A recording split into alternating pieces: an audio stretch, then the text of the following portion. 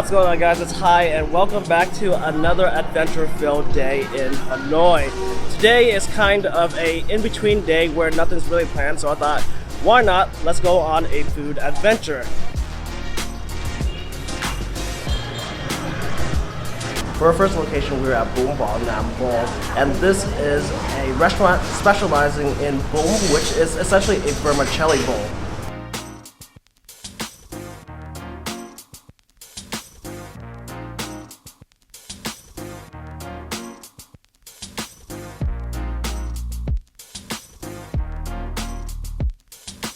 I just got ahead and ordered their specialty, which is the bun bo. And as you can see, on top we have some fried shallots, some pickled papaya, pickled carrots.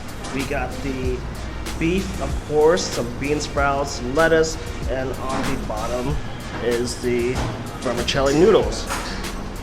So let's just mix this all up.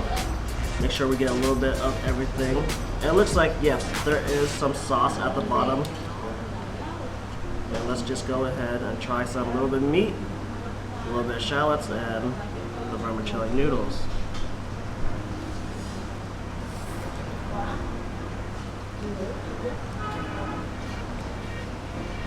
So one thing that I forgot to mention is the peanuts in here, and that right away was the first thing that I tasted. It is very peanut heavy, so of course if you have a peanut allergy, you probably tell them not to add that, but the second notable thing is the nuc mam, or the fish sauce down here. It's just completely packed down there. There is a lot of fish sauce, and you just want to mix that up. Make sure you get the flavor in all of the bites.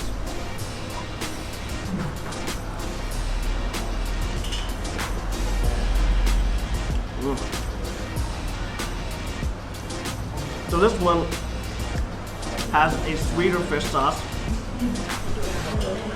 So, if that's your thing, then this is pretty good. Not the best bun that I've ever had, but it's alright. I think for me, the thing that's really different about this particular bun is definitely the pickled papaya and the pickled carrots that's somewhere in here that just seems to have disappeared. For me, like I said, that's definitely different because I've never had bun with those ingredients before. So like I said earlier, the fish sauce that comes in the bun is of the sweeter variety. So on the side, we do have a few extra condiments. First we have vinegar, and then they do have their own, I'm not sure if it's a special house spicy sauce, but that is there. And of course we have some soy sauce in the back.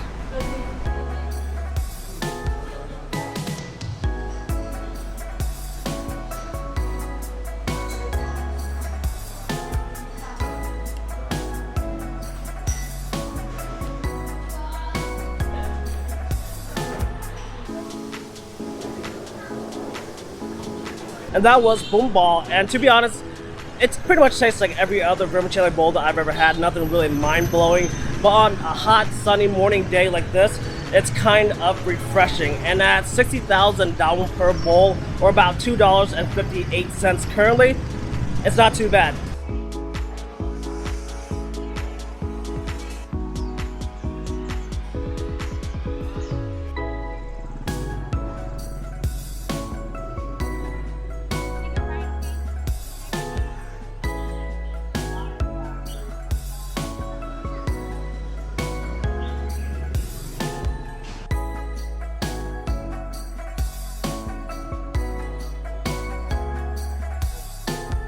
So after some walking, I've made it to the next destination that we will highlight for today, and that is Giang Cafe.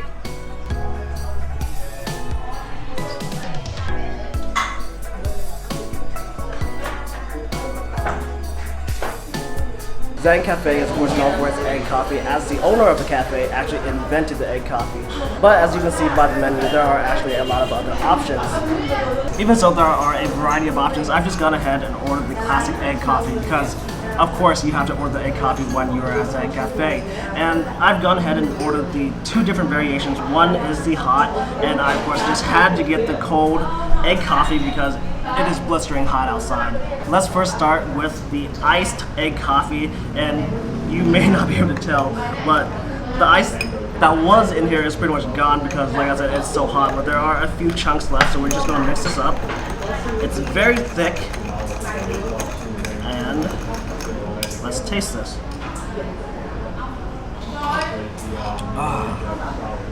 To be honest, it's just the fact that it's ice that I'm enjoying it so much right now. But besides that, I've shown other egg coffees on this channel, but this one in particular is a lot stronger. The egg taste is a lot more mild, and you can definitely taste the accents of the coffee much more with this variation than others that I have shown. And I guess that since the owner of this cafe is the inventor of the egg coffee, we have to say that this is the original, the OG, and the one that you have to try.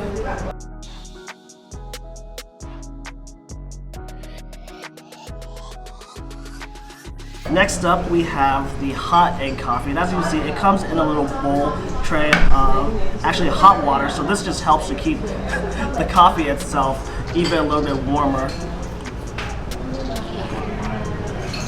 The two are very different. I would have to say that the hot egg coffee is much thicker. There's something about that, I guess it's because of the ice that waters everything down. But this, it's very frothy. It's really all froth so far. And like I said, it's just very thick. Look at that consistency.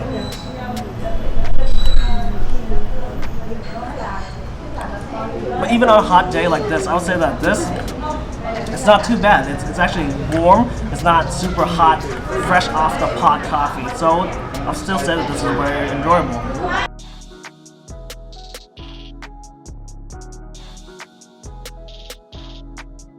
With the history of the egg coffee, during the war, resources weren't plentiful and milk wasn't as readily available. So the inventor decided to, instead of add condensed milk like everybody else was doing to their coffee, he took some eggs, whipped it up, and made the egg coffee. At first, this wasn't exactly popular because the process took a lot longer, as you have to stand there and whip the egg up, and of course the coffee would sometimes taste like egg. So there was a fine line, and it took some trial and error before the egg coffee actually took off. Nowadays, egg coffee is absolutely synonymous with Hanoi, and it is a huge attraction and something that travelers love to get. At 25,000 dong, or about $1.07 per cup of coffee, it's definitely worth a try to come here to Giang Cafe and just visit such a local staple. And with that, we're going to head somewhere a lot newer and I would say a lot more Western, and that is the Harry Potter Cafe.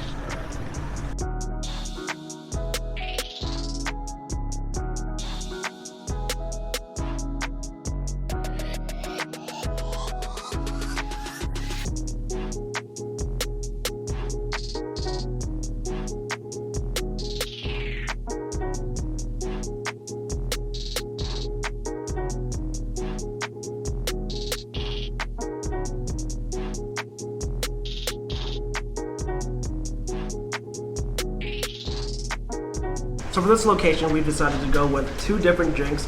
One is the butterbeer, of course. Harry Potter fan, you gotta get this. And the other is the polyjuice potion. And this is weird.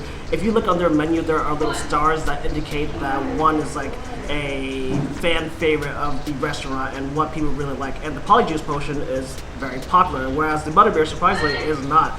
So I guess we'll just have to decide for ourselves. First off, let's try this butterbeer. And as you can see, at least when I saw the guy making this drink, it looked very much like a root beer float because you add Coke and you add like just the various, like I guess the butterbeer flavor to it. So let's, there's some ice in there. Let's mix this up.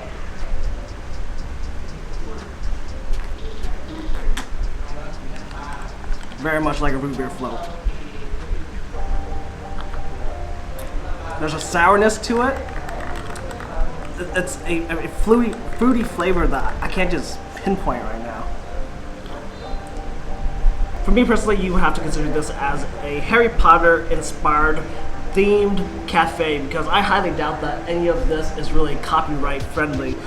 And with the butterbeer itself, it really tastes nothing like the butterbeer that you get at Universal Studios. So again, Harry Potter inspired. Don't really consider this to be the real deal. Moving on to the polyjuice potion. This is not available, or at least to my knowledge, at Universal Studios. So this is just free for all. We can just mix it up, try it out, and see how we feel about it. On top, there's a little peach. Ooh, spilling over. Oh, guess we'll just go at it.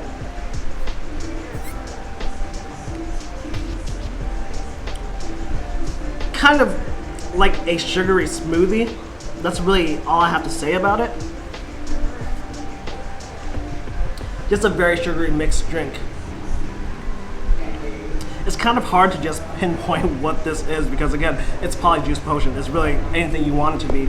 But you can consider it as a watered down slushy or something like a high chew candy. And it's similar to that, but not really like it. It's just, I guess, sugary like that. Between these two, the butterbeer is currently 45,000 dong and the polyjuice is 40,000 dong. So you're looking at about $1.93 and $1.72 if I'm correct. And for me personally, the butterbeer, like I said, just really tastes like an off root beer, so I personally don't really recommend it. But the polyjuice, it's a very sweet and refreshing drink for a day, a hot day like today. After a bunch of walking, come in here, get the polyjuice, and for $1.72, I would recommend it.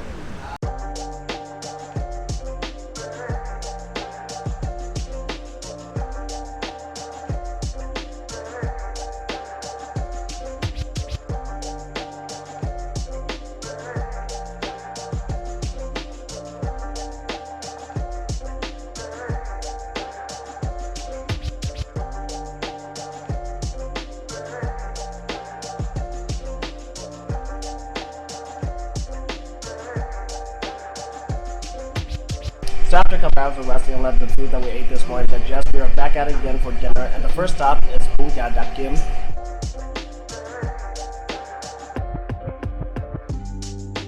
This is what we decided to order for this meal, and it is Bun Cha and Nam. And in front of me I have a slew of different things, a plate full of herbs, the broth, the meat, and in this case it's going to be pork, the vermicelli noodles, and of course again the nam. This is actually the first time that I've had this dish, or at least in this orientation. I've never ate it in the way that the northern people have essentially concocted. With this dish you're essentially making a soup of sorts. So what you do is get some of the noodles, or I guess I've seen other people do it as putting the noodles last. So you get some of the broth, get some of the meat, put it in, then dip the noodles in like that. But I'm just going to really do it like a soup. Like I said, I've never really had it like this before. So we're just going to grab a couple of slices of these pork, some of this broth,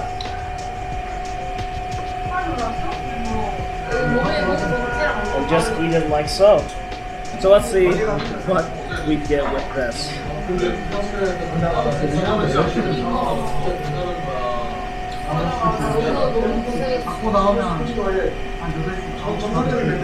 What really caught me off guard was this meat, this jab. And surprisingly, I was expecting it to be saltier, but you can definitely taste the salt in there. But for me, it's on the sweeter side of the meats.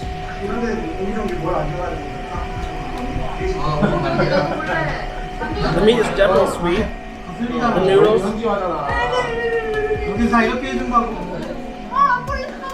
mixed in with that broth.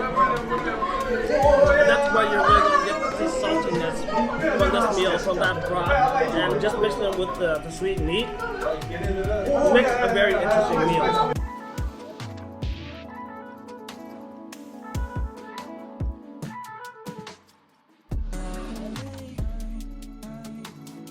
Next up, let's try some of this nam.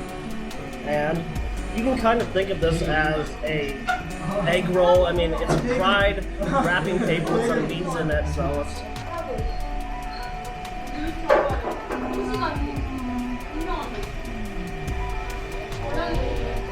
So for me, to be honest, this nam is kind of bland. I'm really not catching any hints of any particular flavor. Again, it's just very bland. So with the nam being that it's so bland, I have seen other people get some of the broth, some of the sauce, and kind of just mix it in together to help give it some more flavor. And again, like I said earlier, the broth is where the saltiness comes from. So hopefully that really helps with this.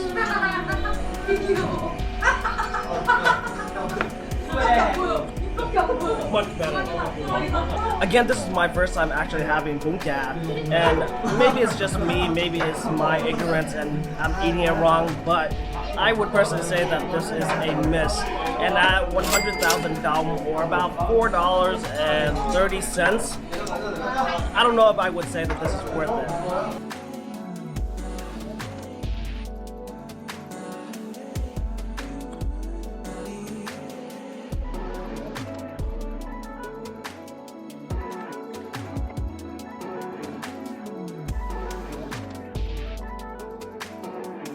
So we just finished up with our meal, and somehow a 100,000 dong meal turned into 155,000 out of nowhere, and that equated to $6.67.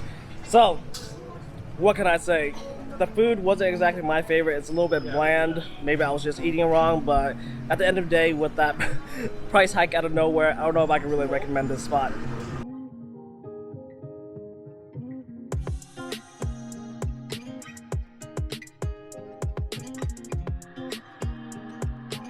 Even with the disappointment of that Bun Cha, we're not going to let it stop us. And we actually stopped right next door to a Banh Mi spot, and it's called Banh Mi A or Banh Mi A.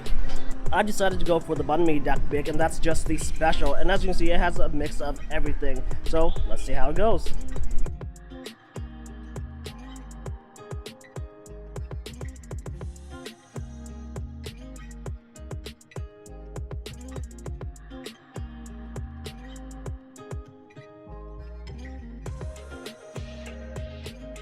And here it is, the Banh Mi Dac Kim, and as you can see, this is a little bit fancier than definitely the fanciest Banh Mi that I've ever seen, packaged at least. And it just comes in a little baguette, and this is a super thin baguette actually. It reminds me of panini bread, if that makes sense, and there's even little grill marks, little ridges like it's coming from a panini. But in here, like I said, it's just the pate, the liver paste spread, and some hams, lettuce, and let's just try it.